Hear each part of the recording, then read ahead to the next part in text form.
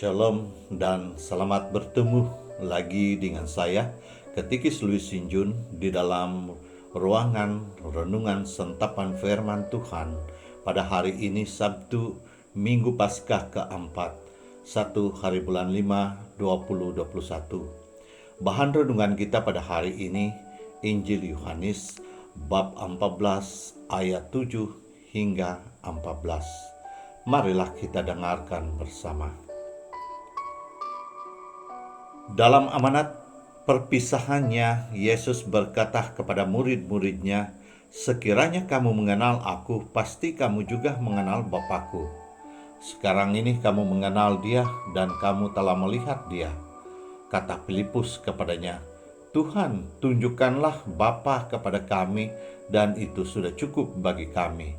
Kata Yesus kepadanya, "Telah sekian lama aku bersama-sama kamu, Filipus, namun engkau tidak mengenal aku. Barang siapa telah melihat aku, ia telah melihat Bapa. Bagaimana engkau berkata, 'Tunjukkanlah Bapa kepada kami'? Tidak percayakah engkau bahwa aku di dalam Bapa dan Bapa di dalam aku?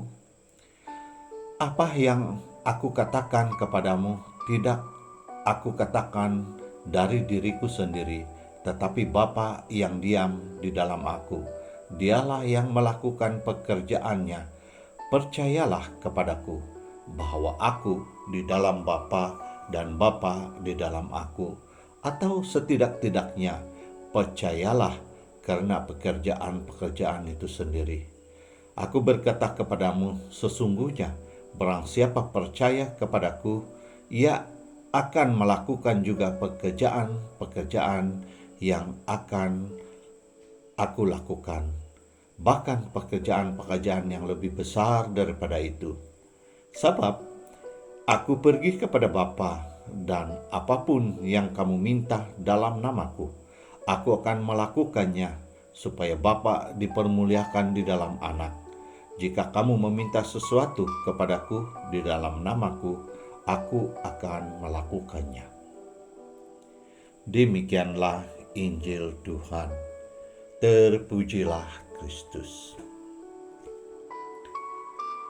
Saudara dan saudari yang terkasih, mengasihi Allah dengan segenap kekuatan dan dengan segenap akal budi adalah merupakan satu pilihan yang berani.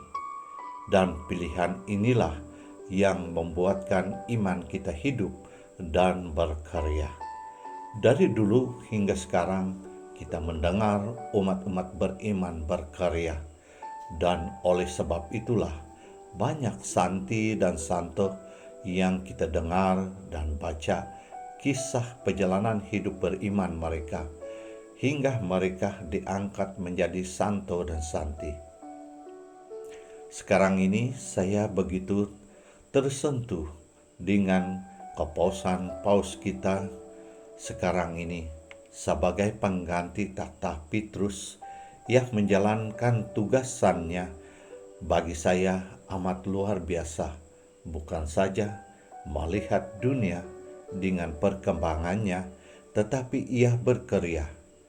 Kita boleh saksikan baru-baru ini ia melawat negara Arab, walaupun pada masa ini dunia dilanda pandemik COVID-19.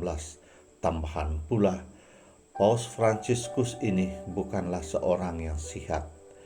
Kita boleh lihat di dalam klip video lawatan Paus ke Arab Saudi, ia terhinjut-hinjut berjalan, dan dikabarkan pula Paus Fransiskus ini sudah lama hanya mempunyai separuh saja lagi paru-parunya. Namun penyakit di luar dan penyakit di dalam dirinya sendiri tidak menjadi penghalang di dalam pelayanannya. Saya rasa hidup pelayanan paus kita ini, dan ditambah lagi dengan membaca pesanan-pesanannya atau surat pastoralnya kepada umat beriman, boleh memberi motivasi iman kita bersama.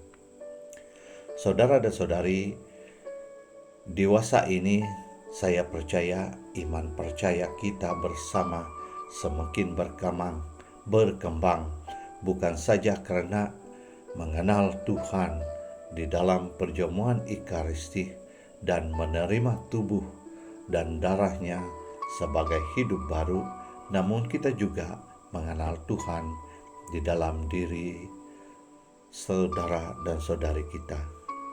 Namun tidak kurang juga umat-umat di kalangan kita yang akhirnya kurang percaya dan meminta tanda pada Tuhan, seperti Santi Philip, di mana ia meminta tanda dan dia meminta memperlihatkan Bapa itu kepada Yesus.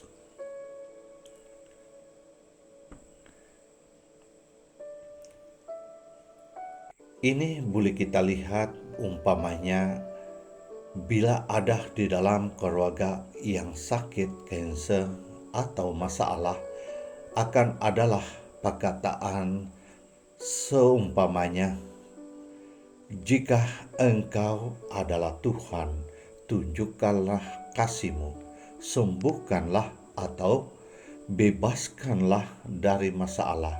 Dan bila apa yang dinyatakan tidak juga terjadi, disitulah ia meninggalkan gereja.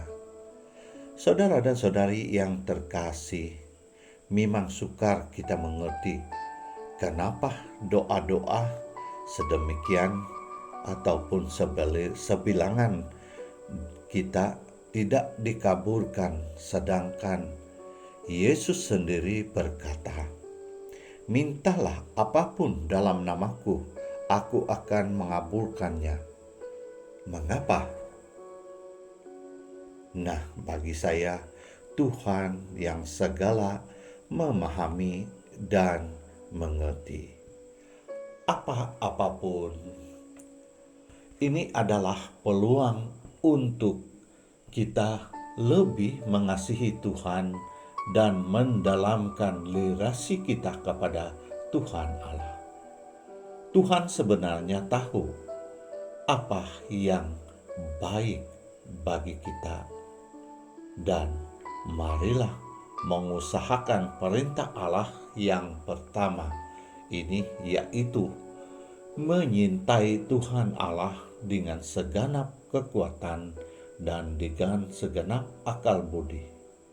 Niscaya kita akan berbahagia selalu dan senantiasa. Amin. Tuhan memberkati kita sekalian atas nama Bapa dan Putra dan Roh Kudus. Amin.